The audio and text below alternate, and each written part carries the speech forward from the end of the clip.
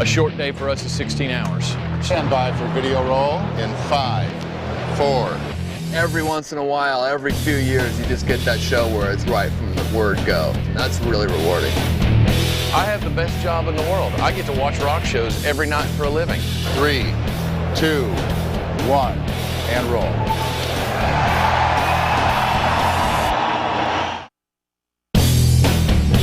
The legendary Canadian rock band Rush has enjoyed an impressive record-breaking career that has spanned 3 decades and produced over 30 albums. All the while winning the respect of music critics and the hearts of devoted fans around the world.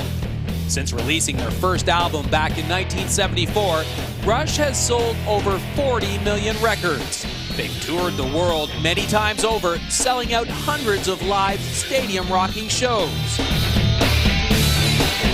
When guitarist Alex Lifeson, drummer Neil Peart, and lead vocalist, bassist Geddy Lee go on tour, they bring with them some heavy artillery.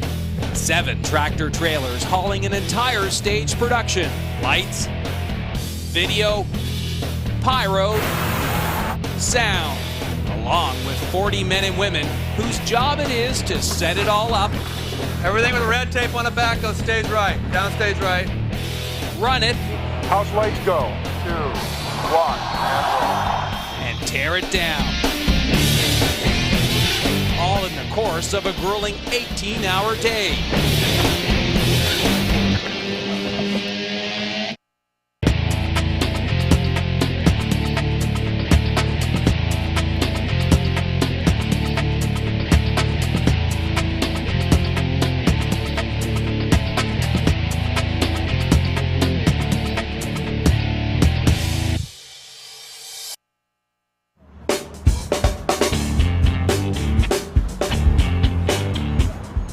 Life on the road with a rock band can be both exhausting and exciting, especially during a 4-month, 48-concert run like the Rush North American Snakes and Arrows Tour.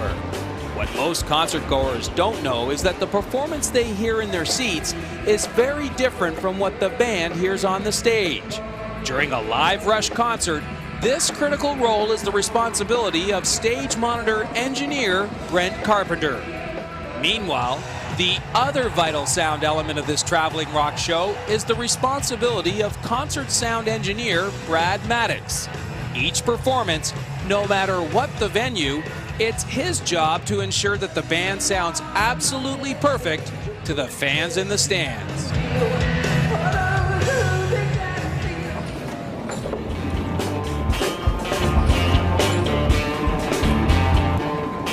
We are at the Air Canada Centre here in Toronto, and it is 5:30 in the morning. That's a lie, it's 10 to 10. We come in around 9 o'clock, 8:30 for breakfast, 9 o'clock we start working. I am the front of house sound engineer. My first job in the morning, along with the rest of the sound crew, is to place the rigging that comes in, talk about where we're going to hang the PA. Usually there's a little bit of discussion about how that fits in with the room and the rest of the production, the lights and so forth. They're getting ready to hang that right now. And then we just sort of wait until that happens. In the meantime, speakers will roll in here and we'll get it all ready to go. I'll get this out of your way. During the course of the day, my job has, like a lot of people out here on a rock tour, a lot of different job duties during the day, so you can't really say you have one duty. Once the gear's in the building, I set up the stage right PA stacks and amplifiers, plug them in, get them wired up, get electricity to them, get drive signal to them. Then we stand around and wait for points like this.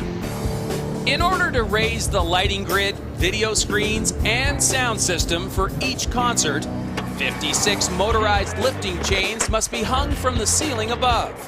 At each venue, it's head rigger John Fletcher's job to map out on the floor the placement of those chains, based on the stage dimensions and the lighting grid design. John marks the hanging points with chalk, while a team of riggers working high above the arena floor secure a series of lifting chains to the steel girders located in the building's roof. Riggers then drop the chains to the points below, and the heavy lifting begins. basically our beam spread. If you flip up real quick, you got 11-foot center. So you got a beam at center. The next beam is 11 feet off center. So now I'm making a bridle, a triangle, so my point hits on the floor where I want it.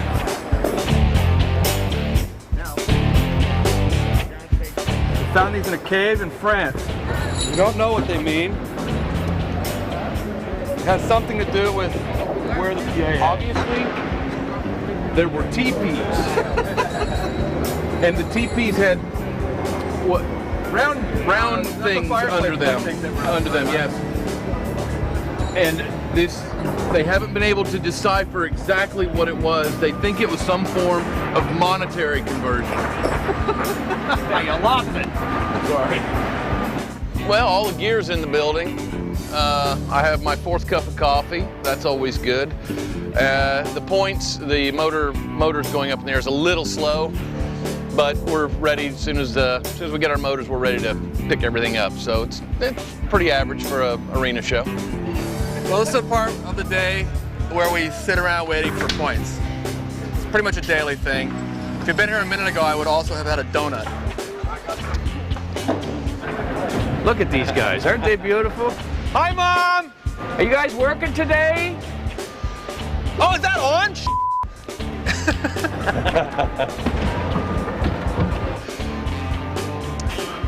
Waiting for points, waiting for points. We are always waiting for points, waiting for points, waiting for points. Seems like we are waiting for points. Brad and I, we hang the Stage Right PA system, which is the PA system that Brad uses to do all the audio for the audience.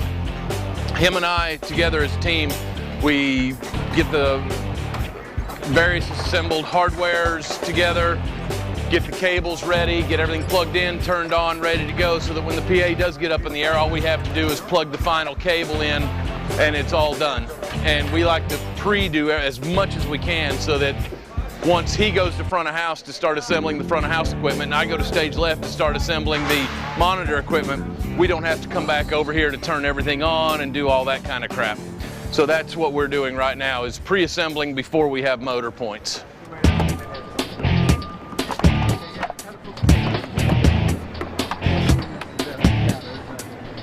Okay, going up.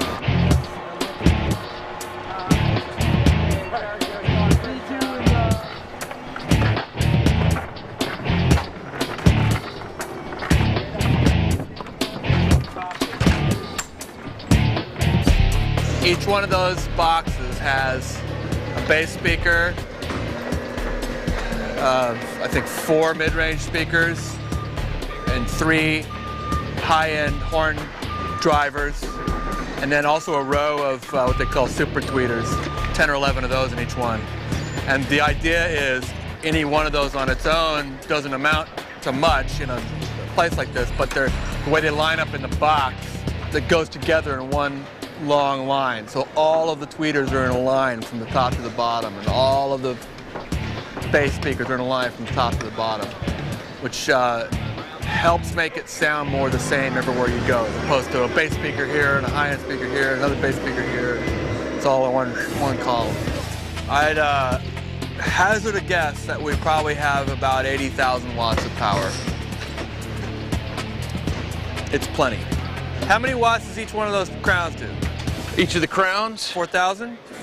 About 6. 6,000. 6,000. Okay, so there's 1, 2, 3, 4, 5, 6, 7 amp racks under there. Yeah. 14. Oh, the crowns. Times 12,000. The QSC is about 6. The crowns will do 3,000. Yeah, 6. So I'm right. 42,000. Yeah.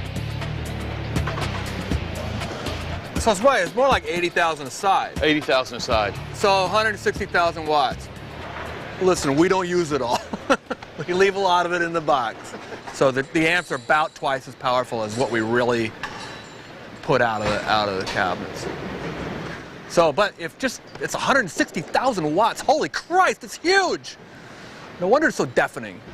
Each of these weighs 485 pounds per. 485, 485, 485, et al. And on and on and on. Times 7. And then you have these cable. And these are about 160 times 6. So 485 times 7, 160 times 6 plus cable weight plus motor weight plus chain weight gets you to about probably close to $7,000. Yeah, it's true.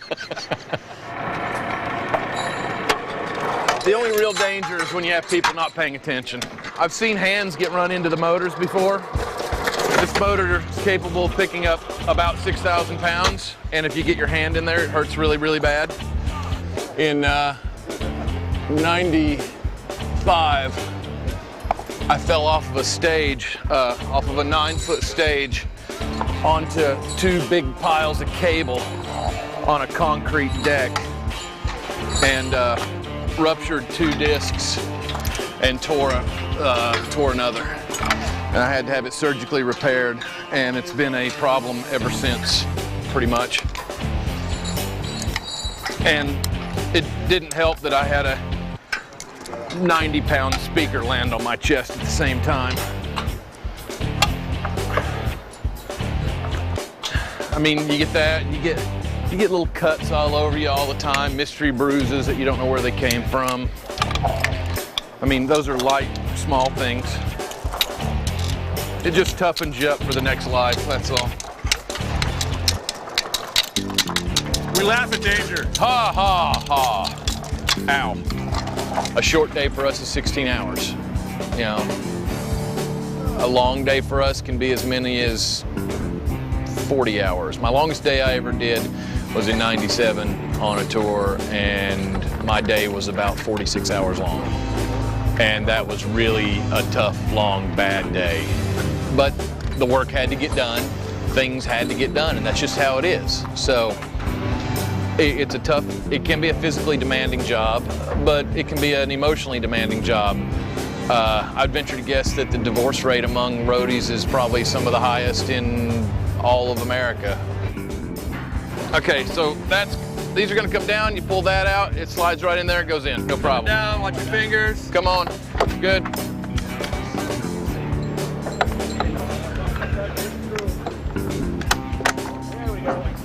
How you doing, Daddy-O? There. Let me take a look. Oh, you got it. 5 and 6.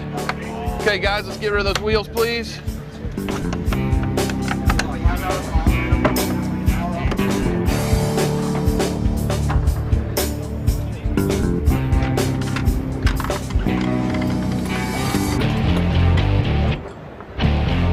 One, 2, 3, 4, 5, 6.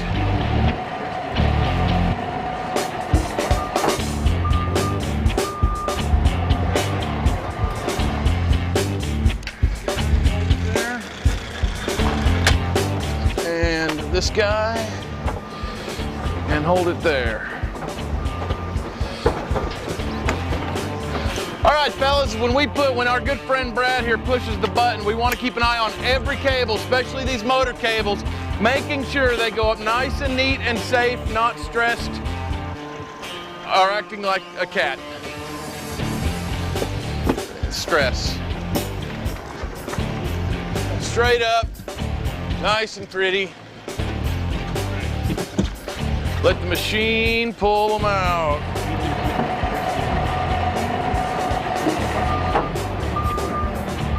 Hold on, stop. Bring everything down. I'm caught underneath the metal bit. Gotcha, I see it. Everything. There we go.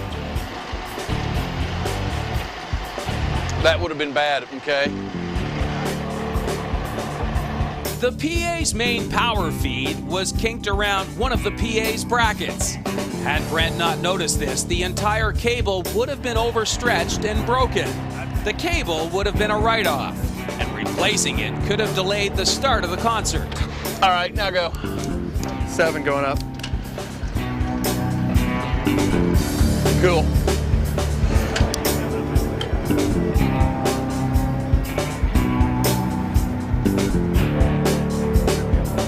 Let the machine pull it up. We don't need to.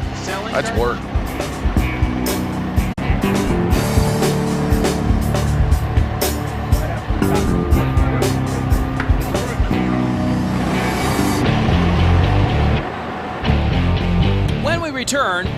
get really tense over in Monitor World. Okay, monitors, backline, make sure lasers work. Make sure they're happy. And we'll learn about the after-work cocktail hour, roadie style. Beverages are very, very important out here. And we have very important to carry a nice bar.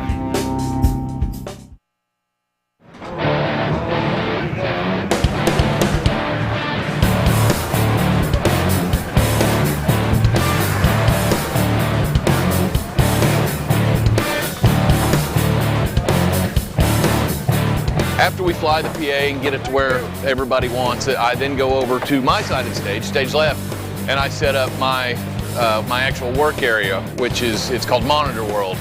It consists of a console and some amplifiers and some radio equipment to be able to transmit the proper things to the band. I can't go there. I don't reach there. We can go there, but it just means there will be no monitor system today. I don't know. Everybody else seems to have a great idea about where my goes every day. I guess nobody had a great idea today, huh? Where are the geniuses now? So basically what we had to do is we had to move half of our equipment around because the way this floor is set up, we can put our equipment absolutely nowhere where it's convenient for us, but because of the goofiness of this floor. This is a great band to work for, and we do this job because we actually enjoy it, although it's really easy to get cranky and pissy when you're on the road because the rest of the world doesn't operate under our schedule. Can't with lights. Oh, Jesus. What kind of world would it be if lights actually had to consider other people, other departments having to put their stuff somewhere?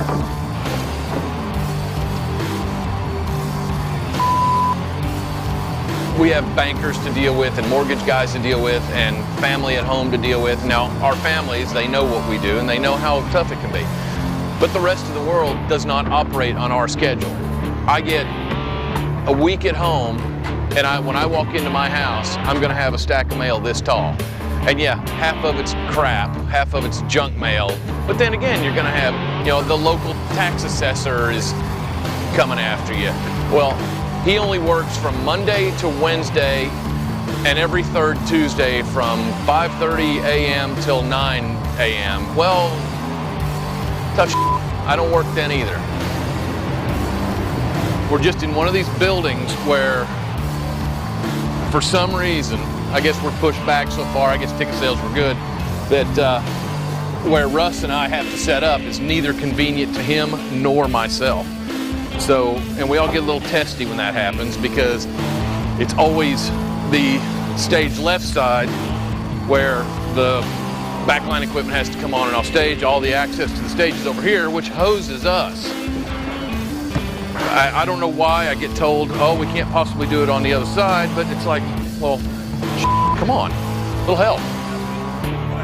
The longest time I ever went without seeing my significant other was 7 months, and I went 9.5 months without seeing my house. You can't do that and maintain any form of family life. Good thing about working with some bands like this is they go out for 3 weeks, maybe a month, and they go home for a week to 10 days.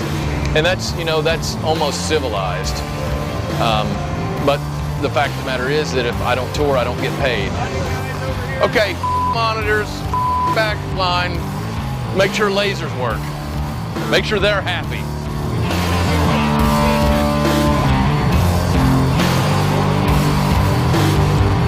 There's no question that life on the road can be stressful. Each of the 40 roadies out on this Rush tour will spend 4 months living and sleeping literally on top of one another on one of the band's 5 luxury tour buses. Who travels on which bus is assigned right at the start of the tour, based on job function and work schedule.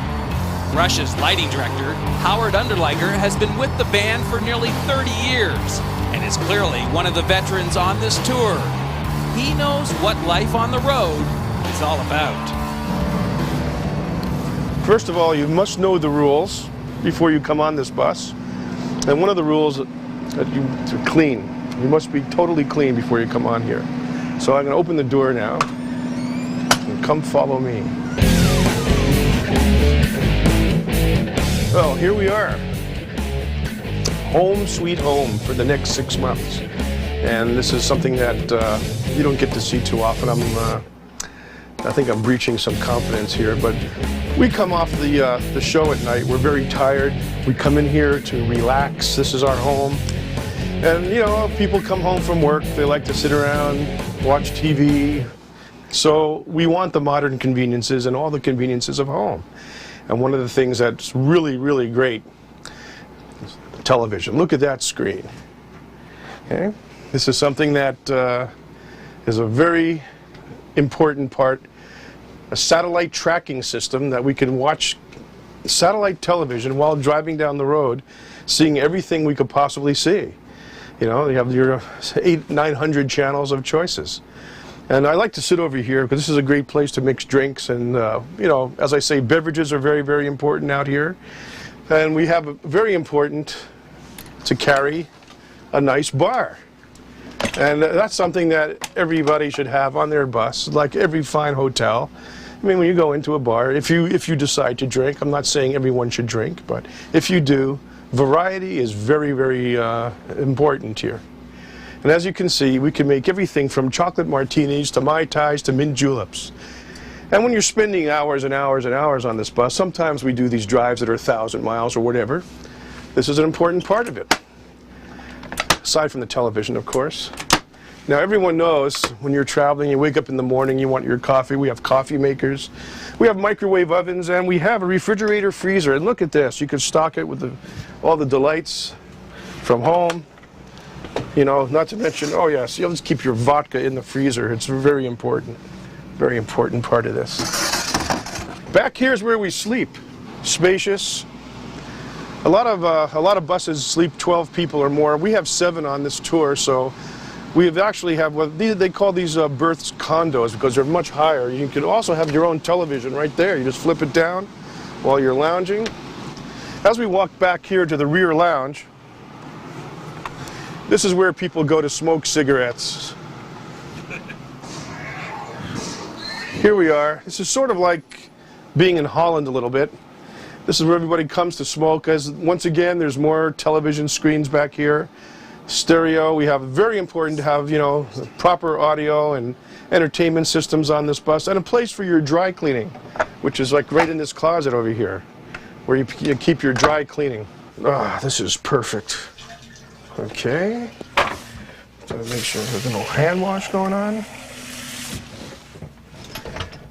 Oh, I feel so much better now. This is one of the most important places on the bus, the washroom. And we have a rule.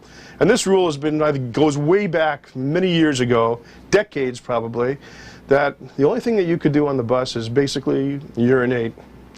Anything else is taboo. If it happens, you're toast. And that's one of the things that has never changed through the years. And as you can see, the washroom is amazing. It's very, very nice. We keep it clean. Well, as you can see, it's not like any ordinary bus. It's outfitted with air chairs and all sorts of heating, cooling devices and GPS units, CB radios, cell phones, and all the communications devices so you can navigate to anywhere you'd like to drive in the northern continent here. And that is how we live. And we just roll down the road at whatever speed is necessary, and we come to your city and put up our show and play. And that's basically the bus.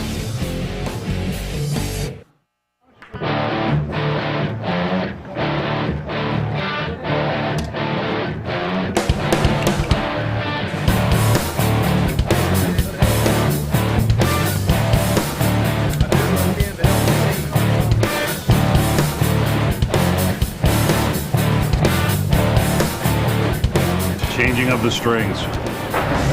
An annual event. Dun da da da.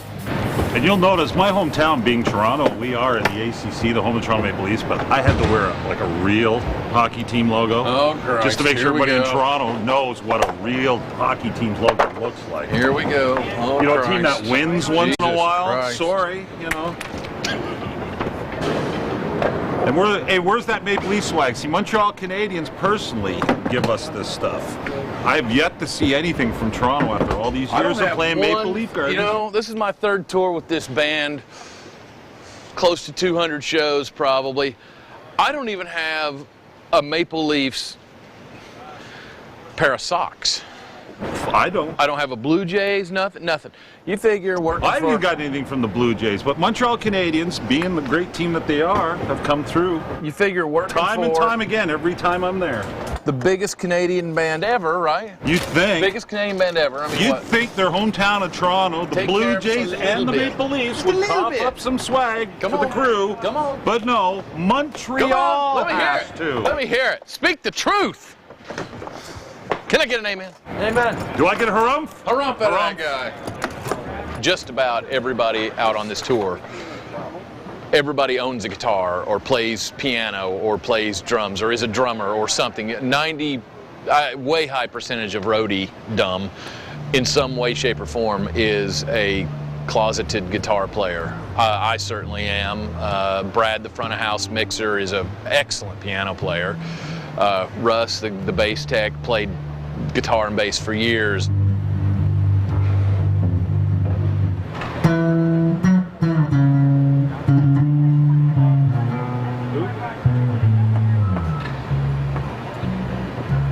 All backline guys secretly want to be rock stars. Even though they claim they don't, they really do.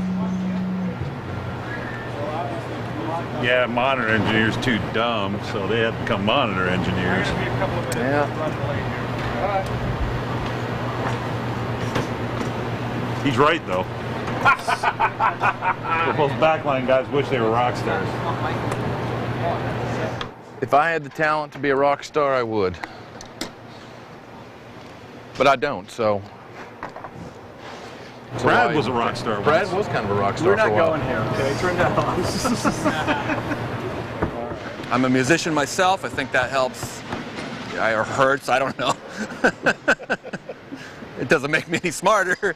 Just means that I guess I can look at the sound the way the musicians would look at the sound to some extent.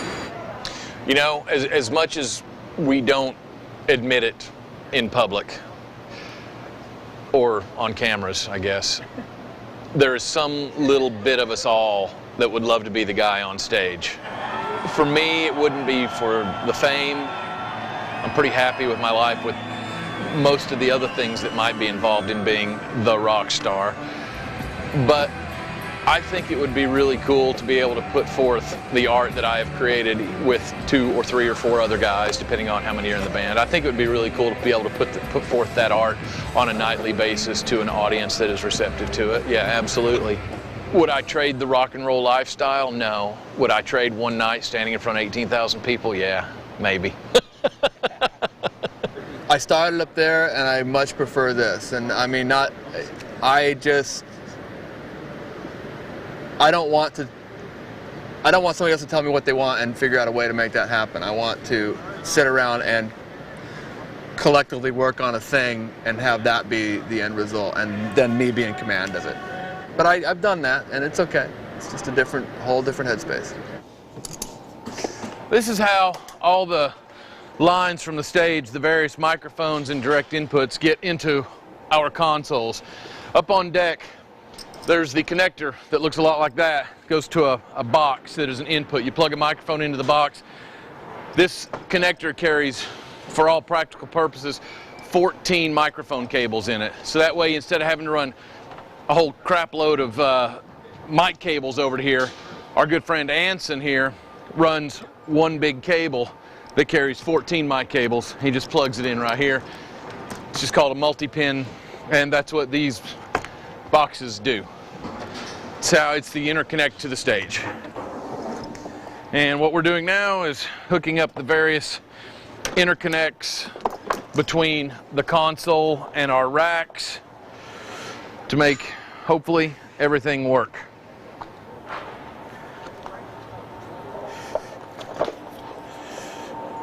It would be helpful if I run it in the right direction. Everything out here, just about everything out here, there's a spare of. There are pieces that it would be financially unfeasible to carry spares of. For instance, this. You wouldn't carry Well, let me change that. Sound companies wouldn't carry 3 of these. One for monitors, one for front of house. Lighting companies, it is, to be quite honest, de rigueur to carry 3 lighting consoles because their crap breaks. Now, as soon as I say that, tonight my shit will go down, so.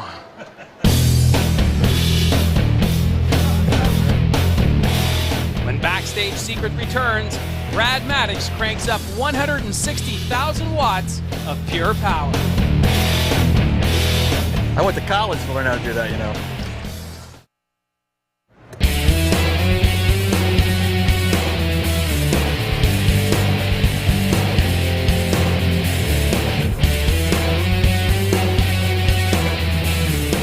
So basically what we do to be able to aim the PA in the right place, Brad walks the entire arena and he tells Joe or I via the radio where to physically pull the motors to aim each speaker so that we hit every seat in the house.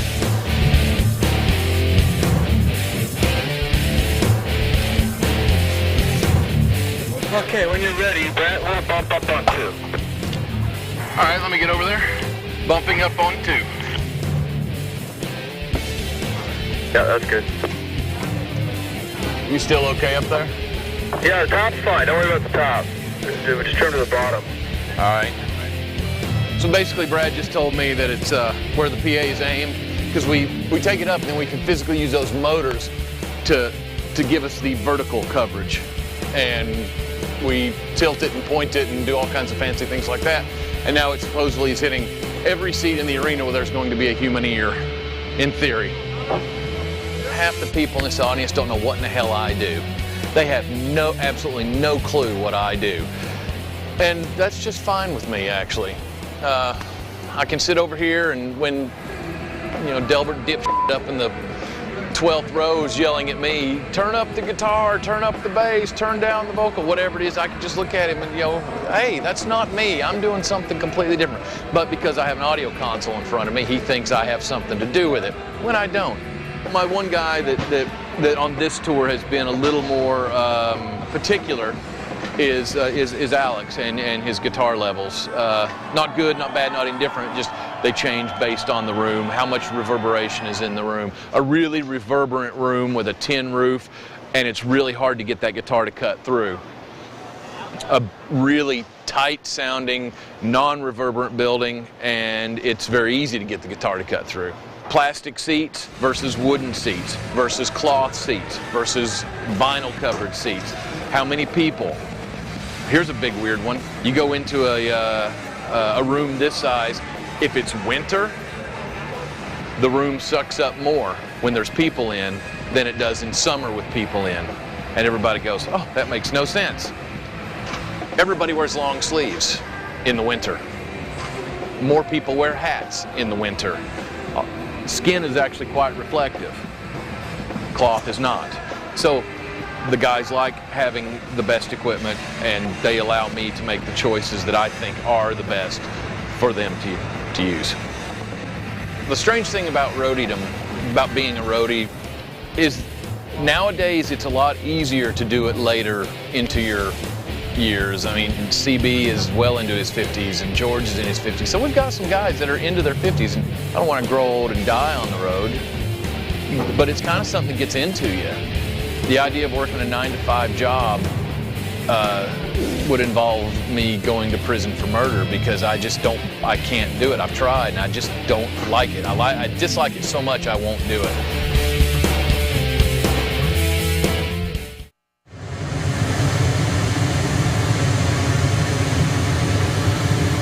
We are putting pink noise through the PA, which is basically random signal that is equal energy at all frequencies. And what we're reading, what it's measuring through the computer, is the response we're getting out of the PA, which of course in a perfect world would be equal energy at all frequencies. It's not, but we get it, so we make some adjustments and try to look at this graph and get out the stuff that's really really not right. The way the computer works is it shows me some things that it kind of filters out the reflections in the room. And from now, I'm going to try to ignore the things that I know are anomalies of the room that are reflections, because those things tend to go away when the place is full of people, because people absorb the sound, as opposed to now it's all plastic seats and glass and hard surfaces. But the fact is, again, it's an educated guess till the show starts. I mean, we'll take our best educated guess, make a lot of powerful measuring tools, but it's a very chaotic system, and it's hard to predict exactly what's going to happen, at least in an afternoon. Most of what we're reading is the response, the frequency response of this system in this room, which is actually pretty good today. Lucky us. So, what we have now is we're going to play back the band playing Subdivisions at the last show.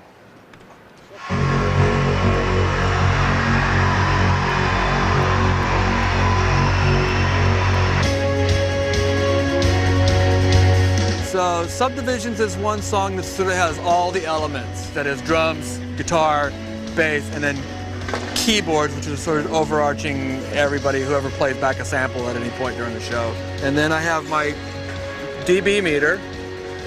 So we run this up until it's show volume, which is, in this case, these guys 102 dB. We'll see what that sounds like. So we'll turn this up, and then we'll go in here, and we'll go through each section of the PA. This is the top part of the PA, it's the middle part of the PA, the bottom of the PA, the front fills. We have all these modules to the side. Each time we open one up, you can see there's a place to do EQ on it here. And we'll walk around the whole room and tune the PA, each section of the PA, to the band playing Subdivision. We just take it to the point where instead of, bass and treble, we've got, pretty much every frequency from the lowest you can hear to actually even above what you can hear. So we can control that a lot more fine a level, and in different parts of the room. But it's still just bass and treble, right?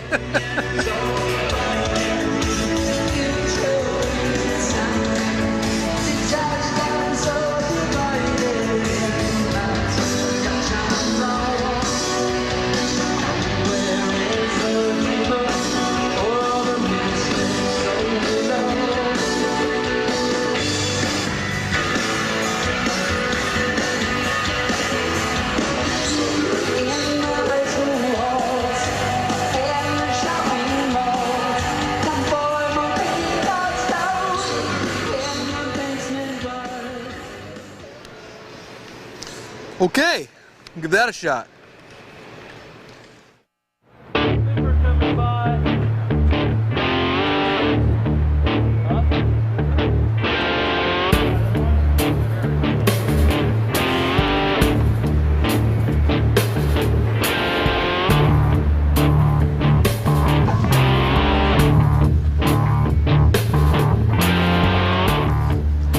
I went to college to learn how to do that,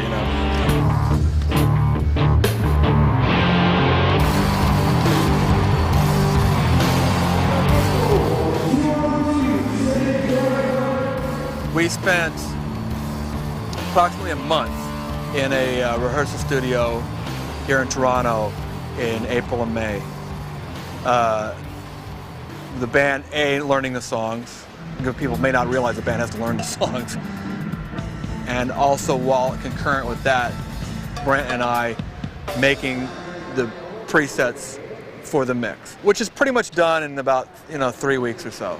After that, we bring the band into a small arena, put the PA up, and then there's some further refinement, obviously. That's a little different than listening to it on small speakers in a small room. And so the whole process for this band, 6 to 7 weeks, more or less. Some bands can knock it out more quickly, but this is complicated. What these guys are doing is complicated. It's a lot of, bass player playing keyboards and you know, the guitar player's also playing pedals, and Neil's got all kinds of little sample things that he hits and triggers, and it's not quite like, you know, 5 guys chunking out guitar chords. Okay, Jack.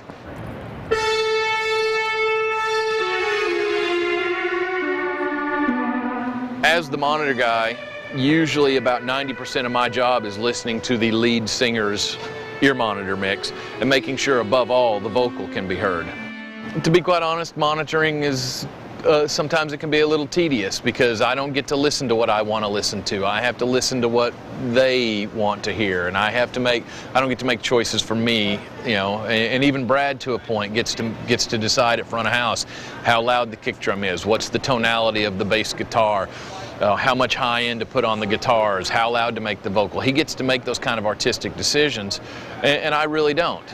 I get to make sure that Alex and Ged and Neil can hear themselves and all the elements of our show that they need to perform the show. Each guy hears pretty dramatically different things. Alex predominantly takes a big guitar-driven rock mix, just big loud drums and loud vocals and loud guitars especially. Geddy takes a little more demure mix. It's got a little bit of everything in it, all the foot samples and the keyboards and the guitars, everything is there, but it's a lot lower and it's not nearly as heavily guitar driven as Alex's. And Neil pretty much is just drums and anything that is a timing reference. Anytime there's a rhythmic sequence, such as in like the pianos at the end of Spirit of Radio, anything that's a rhythmic sequence where it has to be kept time to, he has to hear that to make sure that he's spot on with the samples. Because this band, unlike some bands, I'm not going to say any names, but some like other bands I've worked for, do not use a click track of any kind. All their timing is done based on what they're playing with each other and what they can hear from the samples. That's a pretty tall spot on the talent ladder to reach, really, to play the complicated patterns that they do and the way they play together without any kind of click or any kind of constant timing reference really requires a good bit of talent, more than most bands I've ever worked for. Still ahead, we check out the sound check.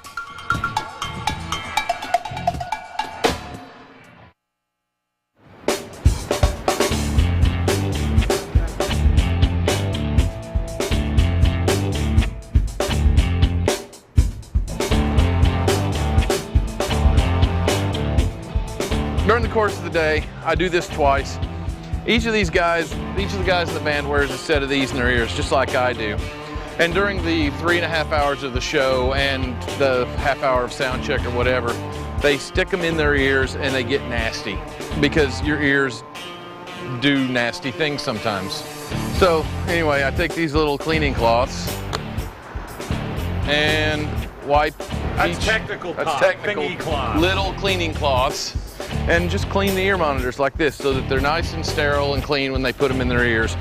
And, you know, just in case one of them might have, you know, an ear fungus or an ear infection or something, I try to prevent that because an ear infection means Rockstar not happy, which means Brent not happy, which means nobody happy. So we do what we can to keep things like this clean and sanitary as much as we can and deliver them to our musicians and keep them happy and clean and healthy. During the course of the show, you can see that each song has multiple snapshots. On this console, it's called a snapshot. And that's the beginning of the show. And for instance, the beginning of Limelight, Alex comes in with the loud guitar, the guitar riff we all know and love. Dun, dun, dun, dun, dun, dun, dun, dun, and he goes through that 4 times. Neil needs to hear that for his timing reference, to be able to click in with what they're doing together. But then after that section is over, Neil doesn't really want to hear the rest of the guitar, the rhythm guitar the whole time. He doesn't want to hear it as loud anyway. So I hit this button and it goes to the second snapshot I have for Limelight, which then turns the guitar down in Neil's mix and turns the regular guitar up in Getty's mix a little bit. That's what it does. So during our month-long rehearsal phase at the beginning of the tour, I would be working at my console, and as the band would say, change something during a course of a song, Neil might come up and go, you know, during Far Cry, during the solo, I want to hear the guitar samples, because there is a guitar sample that they use for timing. It's the main guitar riff while Alex solos over it. And I want to hear that, but that's the only time I want to hear it. So I program, hit the button, and the guitar sample comes up in Neil's ear monitors, and then after the guitar solo is over, I hit the button again, and then it turns itself down. That's what rehearsals were for us. Not only getting sounds, but being able to sit and program, learn how to program the console to make it work for them and myself in the most efficient manner possible.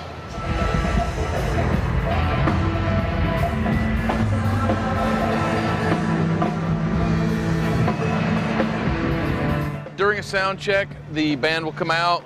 They'll usually come out, hang out for like 10 minutes, you know. They're not real fond of sound checking, but they realize it's a part of their job. But they'll come out, they'll look at the room, they'll listen to the room, they'll put their ear monitors in, they'll run through 4 songs, sometimes 5, but usually 4. We'll make sure that every instrument gets used so they can physically hear every instrument being used during the sound check, so it gives them confidence when they come out. For the show, everything's going to work and is in its proper sonic location for them and for Brad. They'll do 3 songs, and the 4th song is usually in something that most tours do. You'll finish with the first song of the night. Whatever the opening song is what you'll finish sound check with, so that way when they walk away from the stage, as close as it can be, the difference between hearing a 15,000 seat arena empty versus a 15,000 seat arena completely full of screaming people, it'll be as close as it can be. Just taking those variables out. Ever since I started doing this, I have 5 minutes of a mild panic right before the show starts. That somehow I've forgotten everything, and what I found I do is I'll spend a couple minutes before the show starts and close my eyes and in my mind mix the first song. Just sort of go through the motions of it.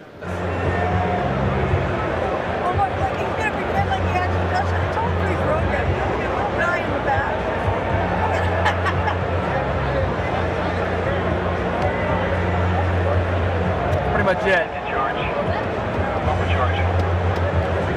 That's it. It doesn't take the whole length of the song, you know, it's just a little thing.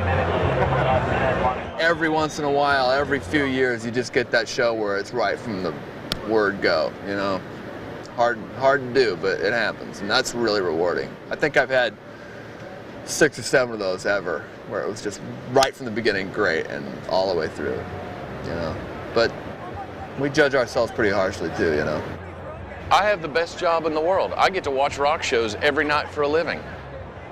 When you really feel it is when the house lights go off, and it's not so much as what's happening up here as much as it's happening what's happening out there for me.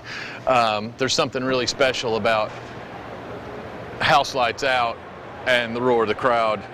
In 5, 4, 3, 2, 1, and roll.